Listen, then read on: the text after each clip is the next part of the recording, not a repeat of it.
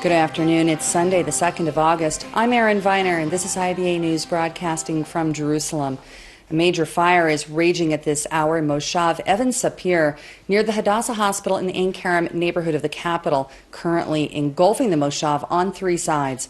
Residents were evacuated this afternoon when the brush fire spread through area forests. The fire department deployed 8 planes to spray flame retardant material from the air to assist 40 crews who arrived from cities as far away as the coastal plain to battle the blaze on the ground. 2 firefighters were injured from smoke inhalation. There's also been considerable damage at the Moshav, where several homes have reportedly gone up in flames. Police went on a house-to-house search to make sure that no one remained behind in their homes. Route 386 and 395 have been closed out of concern for drivers' safety, who are now also being directed to use Highway 443 to travel between Jerusalem and Tel Aviv instead of Road 1, because a section near Latrun was also closed this afternoon, even though an additional fire has recently also been reportedly erupted near the Ofer military prison near 443. The brutal heat wave that's been simmering for the past week came to a boil today, with extreme temperatures soaring as high as 37 degrees Celsius in Jerusalem, 40 in Beersheba, 43 in Tiberias next to the Sea of Galilee in the north, and 44 in the southern city of Eilat. Humidity levels are also intense, sweltering at around 80%. Residents are being advised to drink plenty of water and to avoid strenuous activity.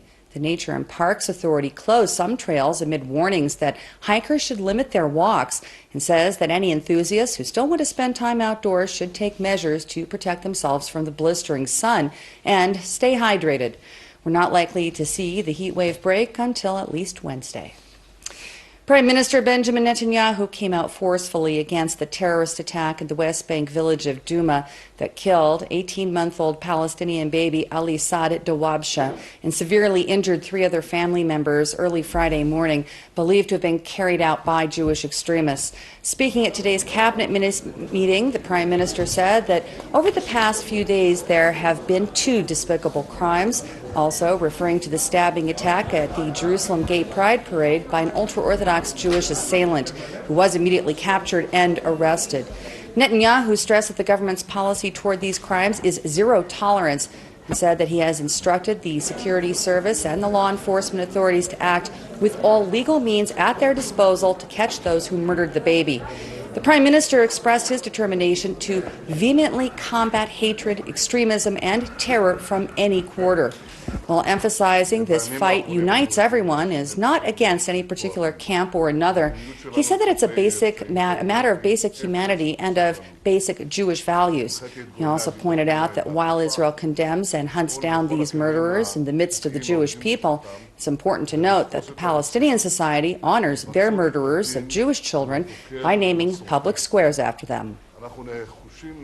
Thousands of Israelis took part in mass rallies against the stabbing attack at the Gay Pride Parade in Jerusalem and the firebombing of the Palestinian home in the village of Duma. We get more from IBA's Laura Cornfield. Thousands of Israelis attended rallies across the country, in Jerusalem, Tel Aviv, and Haifa, with one common message: the need to put an end to hatred and foster tolerance.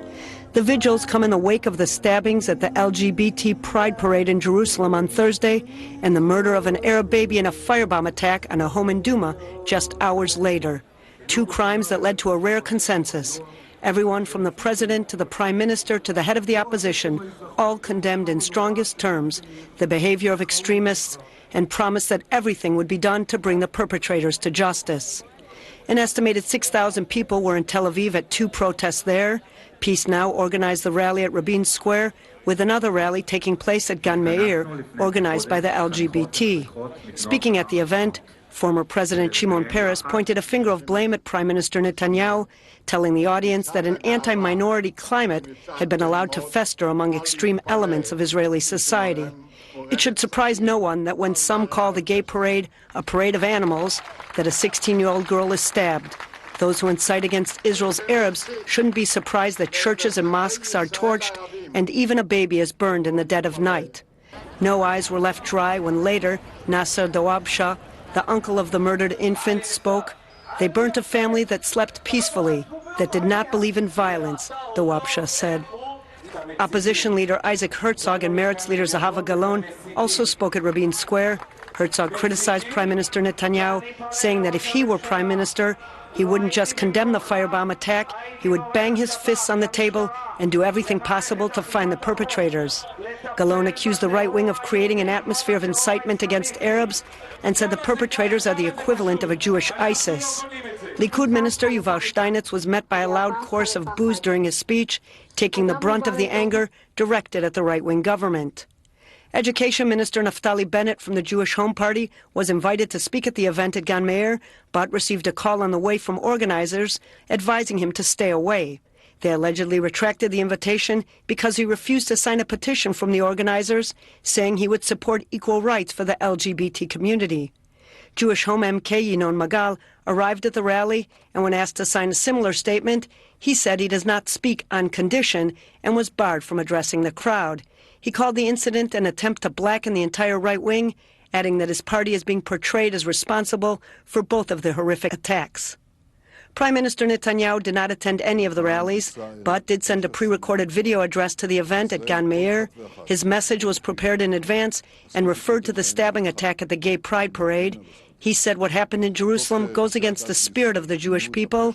He added that in every society there are extremists and murderers on the fringes, but the measure of society is how the mainstream and the leadership respond. In Jerusalem, President Reuven Rivlin condemned the attack at the parade and the firebombing of a Palestinian home. Standing on a podium in front of an enormous gay pride flag at Zion Square, Rivlin said the flames of violence, hatred, and false, distorted, and twisted beliefs are spreading in our land. These flames are consuming all of us and can't be extinguished with weak condemnations and solidarity rallies. We must be more forthright. We must be more thorough and clear, starting with education through to law enforcement, in order to extinguish the flames. Palestinian Authority President Mahmoud Abbas today ordered his security forces to prevent any attempted revenge attacks or mass confrontations against Israel. Arab media is reporting that PA police have been instructed to stop such acts in order to maintain the Palestinians' perceived political advantage in the wake of the deadly Duma firebombing that sparked clashes between Palestinian rioters and Israeli security forces and settlers over the past 2 days. President Abbas sent 3 senior Palestinian officials to visit the surviving Dawabsha family members who are receiving medical treatment at Soroka University Medical Center in Beersheba and the Sheba Medical Center at Tel HaShomer. The Israeli government granted special entry permits for the visit to the delegation that included the PLO Secretary General Saib Erekat, Health Minister Jawad Awad, and General Intelligence Chief Majed Faraj. The firebomb attack on the Dawabsha home in Duma and the stabbings at the Jerusalem Pride Parade were perpetrated just hours apart. Jerusalem Post managing editor David Brin connected the two events in a column entitled "Don't Let the Dark Side Win," and he now joins me here in the studio. Thanks for coming in this afternoon. Thank you, Aaron. Do you think that there is somehow an ideological connection between an attack, a homophobic attack by an ultra-Orthodox Haredi suspect, as well as with this Molotov cocktail attack thrown into Palestinian home, presumably by far right-wing Jewish extremists? Right. Well, I don't think there's a direct connection between the perpetrators of those two acts, but I think what connects them ideologically is probably a sense of entitlement that they think enables them to take the law into their own hands. And it's really not just these isolated incidents over the weekend, Aaron. You know, it's a whole list, like going back last month to the arson at the Church of Loaves and Fishes church by the Sea of Galilee. Last week, rocks thrown by settlers at security forces who came to Beit El to demolish illegal structures. So it's a trend, and as I think accurately described by Yesh Atid leader Yair Lapid over the weekend, as a declaration of war on our democratic principles. So I think there's no direct, the motives of the Jerusalem stabber and the Duma firebombers may not be the same. I think the results are the same. Now, you pointed out in your column that there was a music festival of love and peace that was going on in Jerusalem right before about the time that some of these attacks were going on, and that thousands, of course, as you know, last night took to the streets in Haifa, Tel Aviv, and Jerusalem to protest these acts. Who do you think best represents the vast majority of Israelis? Well, of course, the vast majority of Israelis don't condone these acts, and it's clear that and I want to include the vast majority of people, Israeli citizens who live over the Green Line in settlements. I think most are law-abiding and abhors such violence. I think, as you mentioned, the condemnations across the board to these acts, as well as the rallies that took place last night around the country in Tel Aviv, Jerusalem, and Haifa, point to the fact that Israelis are not willing to put up with these acts and are calling on our leadership to do everything they can to cut this cancer out of our society before it goes any further. Now, social media today was entirely filled with all kinds of comments from people pointing out about how many Jewish children have been murdered by Palestinians, and yet on that side we're not seeing rallies against this condemnation. Do you relate to these complaints of a double standard? Not really. I mean, the fact is we really can't control what the Palestinians do. Palestinian society has their own deep-rooted problems that they need to deal with. We can only relate to ourselves and those around us in Israel, and we can only condemn the acts that our citizens commit. So would we like a Palestinian society that goes out in the streets and condemns acts of terror against Israelis? Sure. But without that reality, it doesn't absolve us of the necessity for us to condemn them when they take place in our society.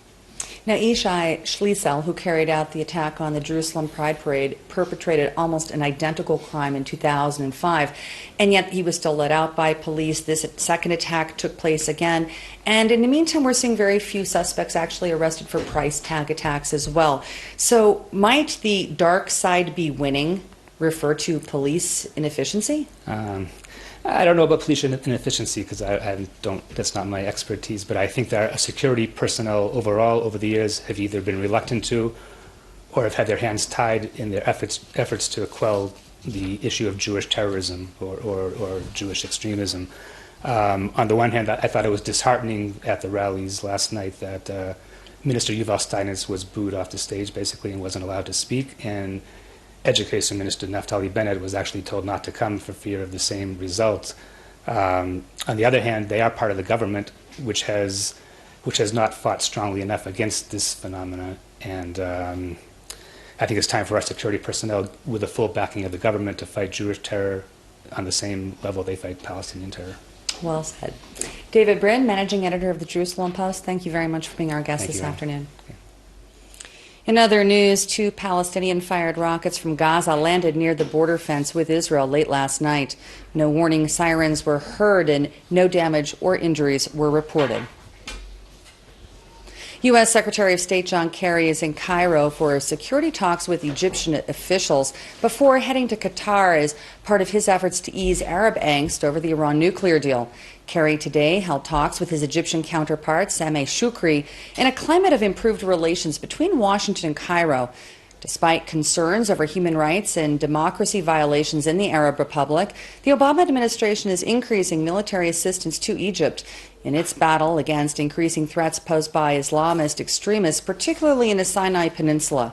On Friday, the U.S. delivered 8 F-16 warplanes to Egypt as part of its latest support package. Such assistance had been on hold in the wake of the coup that ousted Islamist President Mohamed Morsi 2 years ago, but was resumed earlier this year for national security reasons. The 2 leaders also held a strategic dialogue focused on economic ties, as well as combating Islamic State terrorism in the Middle East. But even the larger imperative is to persuade and prevent young people from turning to terror in the first place. Otherwise, no matter how many terrorists we bring to justice, those groups will simply replenish their ranks, and we will not be safer. We will be involved in a round-robin, circular, repetitive process. British police have confirmed that 3 relatives of the late al-Qaeda leader Osama bin Laden were killed when a private jet that they were in crashed upon landing in southern England.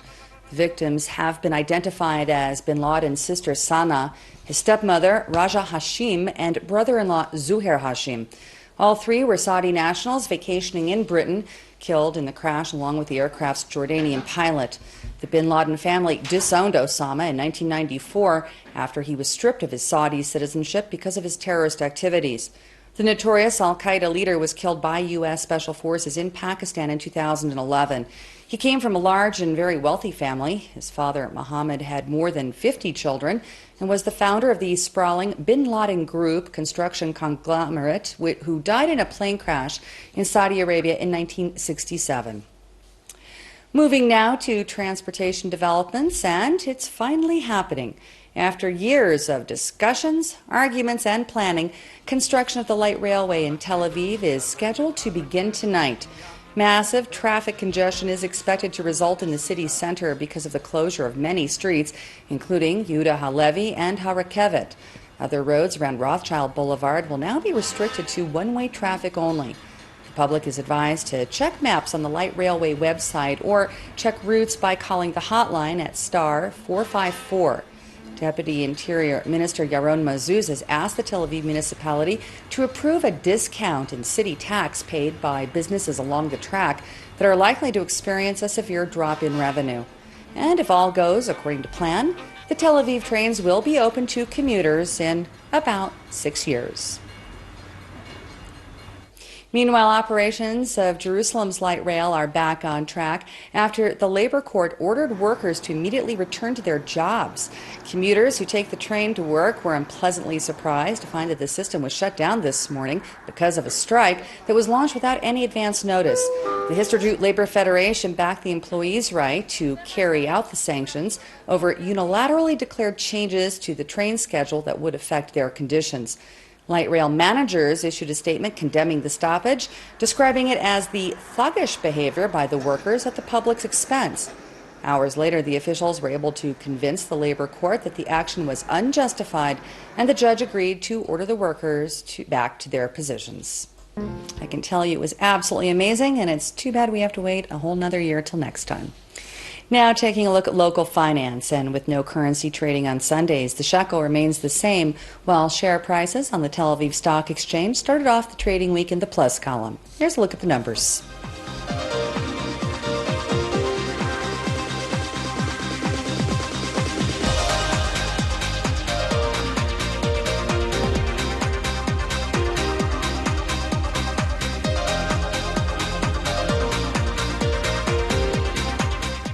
The IBA weather team is advising us all to make plans to keep cool, with another steamy day expected tomorrow, along with the chance of isolated rain showers in the east and south of the country after noon. Here's the forecast home and abroad over the next 24 hours.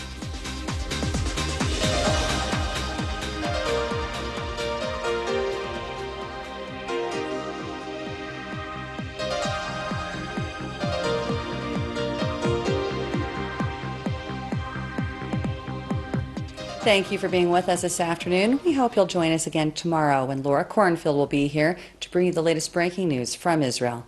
We now leave you with more sounds from the Jerusalem Woodstock Revival. I'm Erin Viner, wishing you a good evening and shalom from Jerusalem. Who's loving you? Oh.